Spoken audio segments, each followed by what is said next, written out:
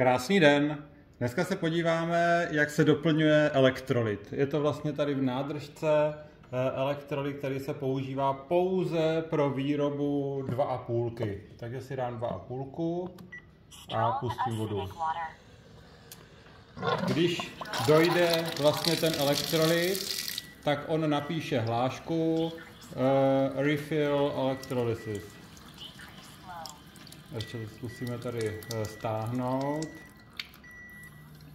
Tak, tady už je vidět, že z té vrchní nám teče 11,5, ta silně zásaditá. Já si ji tady můžu načepovat.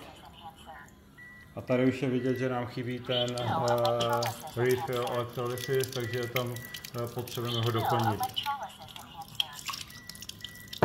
Tak, já si to vypnu a teďka ho půjdeme doplňovat.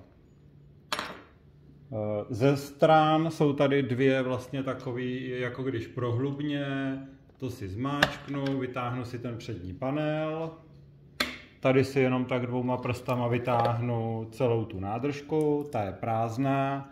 Je tady napsaný Electrolysis Enhancer, vylepšovač elektrolýzy, aby vlastně dokázal vyrobit tu 2,5 a 11,5 do extrémnějších hodnot. Tady si to otevřu, je tady šipečka otevírání, otevřu si to proti směru hodinových ručiček, jenom o čtvrt otáčky. Tak, otevřu. Teďka použiju vylepšovač elektrolýzy, je to vlastně originál od Japonců, vyrábí se to v Japonsku, sklady jsou v Německu. Pokud si to nechcete objednávat v Německu, můžete si to objednávat z českého e-shopu kangenshop.cz. Jsou tam dostupný ty vylepšovače elektrolýzy plus filtry a čistící sáčky, které potřebujete. Tak, vejde se vlastně do té nádobky, se vejde celá tady ta nádobka toho vylepšovače. Já jsem si tady na to přichystal nožíček. Tak, naliju to tam celý. Je to vlastně slaný roztok, jo, který pomáhá té elektrolýze. Tak, mám to tam, vidíte, vešlo se to tam celý. Teďka zase stejným způsobem dám tam tou čepičku, aby měla dvě ouška, jako když nahoře, jak kočička.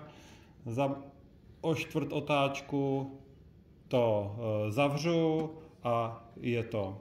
Možná, kdybych tady něco vylil, tak vlastně ještě ta sůl krystalizuje, což nechceme, takže já si to tady ještě normální vodou opláchnu. Klidně i tady ten konektor vzadu, to nevadí, hlavně aby tam nebyla ta sůl. Potom je dobrý nešahat si s rukama do očí, jo? Když mám od toho solného roztoku, pálí to jak čert. Tak, vrátím to tam. Vrátím tam ten kryt a zkusíme zase, jak nám půjde ta 2,5. Přepnu si to do přístroje. Jo. A už nám to hlášku nehlásí. Hlásí nám to, abych dal co nejmenší proud, takže už zase můžu používat. A ta 11,5 má krásně takovou tu mléčnou barvu, že má hodně těch bublinek. Jo. Takže zvládli jsme vyměnit elektrolyt a zase nám funguje přístroj. Pěkný den.